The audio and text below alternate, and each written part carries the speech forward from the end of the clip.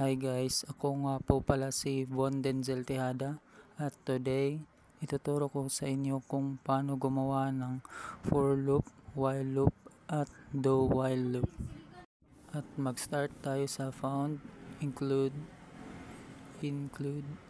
IOStream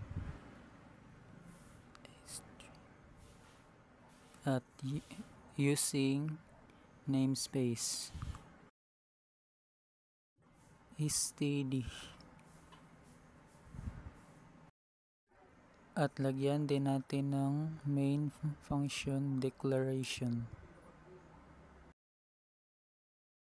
At dito din magsisimula ang execution ng ating program sa mga gamit na command line.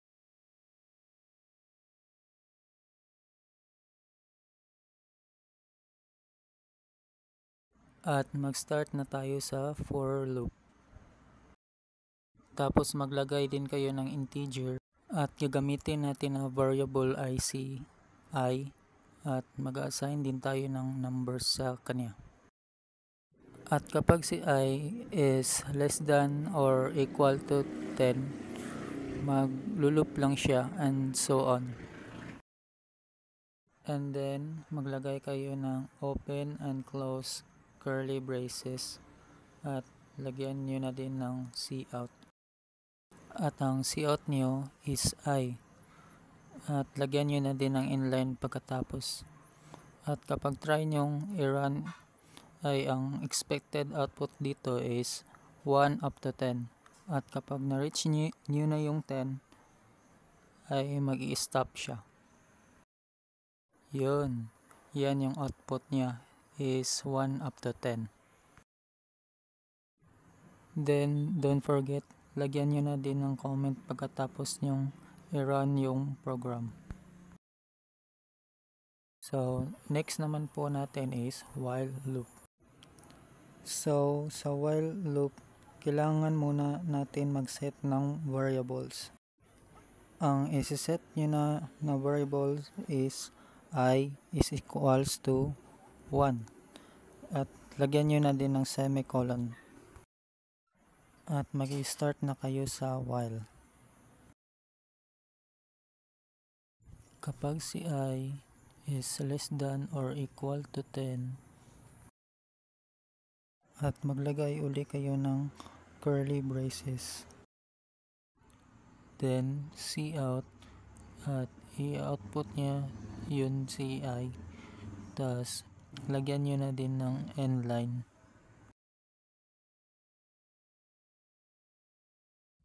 At ilalagay natin sa baba yung I++ tas yung semicolon.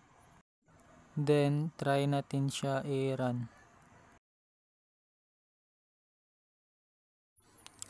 Ayan. Yan yung expected output niya using do while loop. So comment na lang uli natin para mapakita ko sa inyo yung next step ng ating program. So next naman uli natin is do while. So sa do while loop is ganun pa din, mag-set kayo ng mga variables. Ci is equals to 1 and close, and then do and open and close curly braces. Tapos i-output nya Ci and end line ulit. So yung condition niya ay nasa baba, I++, then semicolon. Tapos sa ibaba ng curly braces, dito kayo maglalagay ng while. So kapag si I daw is less than or equal to 10 is i-output niya yung 1 up to 10. So yan lang yung code ng do while loop. At so kapag ni-run nyo, yun, yan yung output ng do while loop. is 1 up to 10. Ganun lang po mag-code ng for loop, while loop, at dual loop. Thank you.